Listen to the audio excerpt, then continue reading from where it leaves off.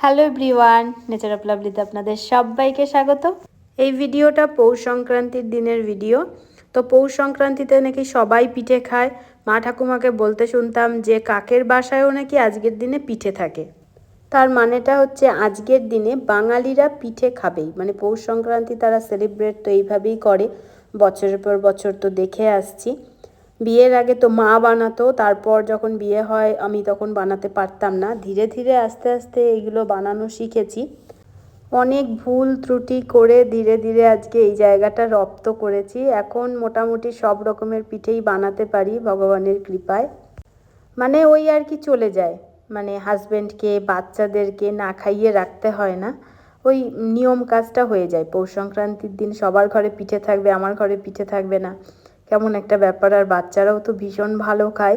এক একজন এক এক রকম খায়, কেউ মিষ্টি ছাড়া, কেউ একটু মিষ্টি দিয়ে। আর আমার কর্তা তো ভীষণ ভালোবাসে পিঠে পুলি খেতে।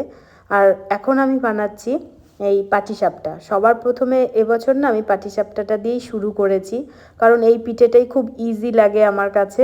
মনে হয় যেন মানে ক্ষীরটা তৈরি হয়ে গেলেই হয়ে যায়। আর যেটা হয়েছে, এবছর পিঠে খাওয়ার জন্য দুটো নারকেল কিনে নিয়ে এসেছি 100 টাকা দিয়ে, মানে পার পিস 50 টাকা। সেগুলো আর কুড়িয়ে রেডি করা হয়নি।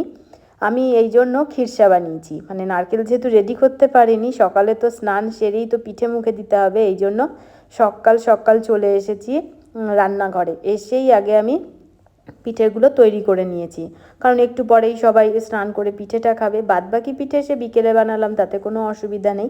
কিন্তু এই পিঠেটা খুব তাড়াতাড়ি হবে বলে আমি বানিয়ে ফেলেছি। এক থালা পিঠে একদম গরম গরম রেডি করে ফেলেছি। হ্যাপি মকর সংক্রান্তি। সকাল সকাল স্নান সেরে পুজো কমপ্লিট করে এক থালা পিঠে নিয়ে চলে এসেছি সবার জন্য।